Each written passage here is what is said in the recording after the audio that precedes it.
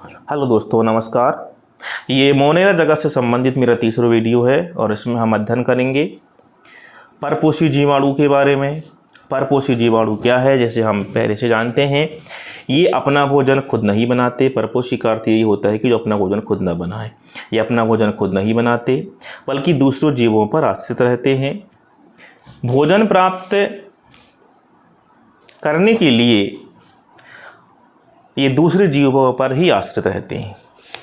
अधिकतर जीवाणु परपोषी होते हैं और इनमें भी अधिकांश अपघटक मृतोपजीवी होते हैं।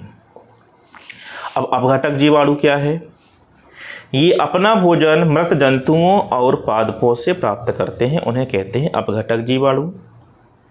ये जटिल कार्बनिक पदार्थ को सरल अकार्बनिक पदार्थ में तोड़ देते हैं। ये थोड़ा सा याद रखना है आपको कि जटिल कार्बनिक को सरल अकार्बनिक पदार्थ में तोड़ देते हैं। इन्हें प्रकृति का सफाई कर्मी भी कहा जाता है। ये क्वेश्चन बनता है कि प्रकृति का सफाई कर्मी किसे कहते हैं, तो वो है अपघटक जीवाणु। अब देखते हैं हम परपोषी जीवाणु में सहजीवी जीवाणु के बारे में। ये जीवाणु दूसरे जीवों के साथ सहजीवी संबंध बनाकर रहते हैं, अर्थात जीवाणु दूसरा जीव दोनों एक दूसरे से लाभ उठाते हैं। मतलब जो पहला जीवाणु होगा वो दूसरे जीवाणु के साथ रहेगा और दोनों एक दूसरे का लाभ उठाते हैं। उदाहरण के लिए फेमस है, ये क्वेश्चन आएगा उदाहरण के लिए कि इसमें से कौन सा परपोषी जीवाणु है, तो लेग्यूम। पादप की जड़ों में नाइट्रोजन स्थिरीकरण करने वाले राइजोबियम जीवाणु सहजीवी जीवाणु का उदाहरण है। अब कुछ परपोषी जीवाणु के महत्वपूर्ण उपयोग को हम देखते हैं। तो पहला है लैक्टोबैसिलस जीवाणु। इसका कार्य क्या है हम देखते हैं। ये दूध से दही बनाता है। राइजोबियम जीवाणु ये नाइट्रोजन को स्थिर करने में मदद करता है। तीसरा है ई कोलाई जीवाणु, भोजन के पाचन में हेल्प करता है और ये मनुष्य के आंत में पाया जाता है और प्रतिजैविक के उत्पादन में। इस प्रकार हम परपोषी जीवाणुओं के बारे में चर्चा करें। अब लास्ट आ रहा है हमारा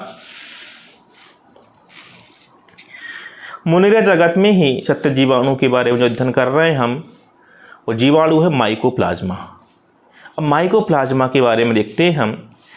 ये सबसे छोटी जीवित कोशिका जीव है, सबसे छोटी, और इसका जो साइज होता है वो 0.1 से 0.8 μm तक होता है। इनमें कोशिका भित्ति बिल्कुल नहीं पाई जाती। ये अपनी आकृति को बदल सकता है। बहुत इम्पोर्टेंट है कि यह अपनी आकृति को बदल सकता है माइकोप्लाज्मा। ये ऑक्सीजन के बिना भी जीवित रह सकता है। बहुत इम्पोर्टेंट, मैं आपको ये टिप्स दे रहा हूँ, बहुत ध्यान से आपको इसका अध्ययन करते हुए अपने आने वाले पेपर के लिए अच्छी मेहनत करना है। और आपको किसी अन्य बुक से पढ़ने की बिल्कुल ज़रूरत नहीं है। मैं पूरी बायोलॉजी आपको इसी तरह से इसके जो मेन कंटेंट है उसको लेते हुए आपको समझा रहा हूँ। अनेक माइकोप्लाज्मा प्राणियों और पादपों के लिए रोगजनक हैं। अगर कुछ माइकोप्लाज्मा ऐसे होते हैं कि जो प्राणियों में भी अगर पहुंच जाएं और पादपों में भी पहुंच जाएं तो वो उनको रोग युक्त कर देते हैं, मतलब वो रोगजनक होते हैं। इसे पल्यूरोनीमोनिया लाइक ऑर्गेनिज्म PPLO कहा जाता है। और माइकोप्लाज्मा को पादप जगत का जोकर भी कहा जाता है। ये बात आपको बहुत याद रखना है। किसे पादप जगत का जोकर कहा जाता है? नीट 2016 में ये क्वेश्चन आया था कि पादप जगत का जोकर किसे कहा जाता है, तो वो है माइकोप्लाज्मा। तो दोस्तों, यहाँ पर हमने मोनेरा जगत से संबंधित उसके क्लासिफिकेशन को हमने देखा।